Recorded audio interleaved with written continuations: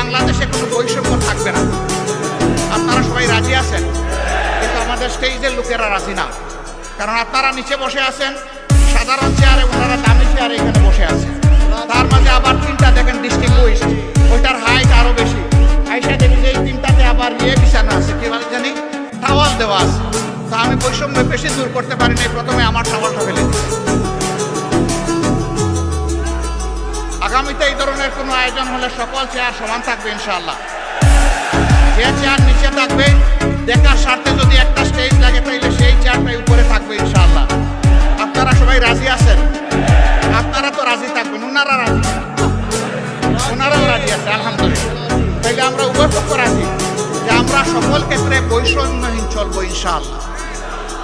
তবে এটা ঠিক যে যার যার রুচি মতো চলবে।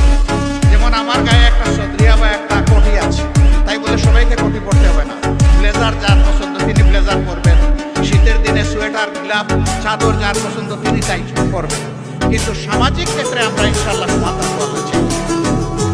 দেখেন বৈষম্যের শিকার হয়ে বাইগুলো পড়তে বসছিল এই মাত্র। তা আমরা আল্লাহর দরবারে বৈষম্য থেকে পানা চাই। এখন এই বৈষম্যহীন দেশটা গড়বে কি? প্রধানমন্ত্রী হলেই আমার বাড়ি যে জায়গায় বন্যার স্রোত, উন্নয়নের স্রোত চলে যাবে সে জায়গায়।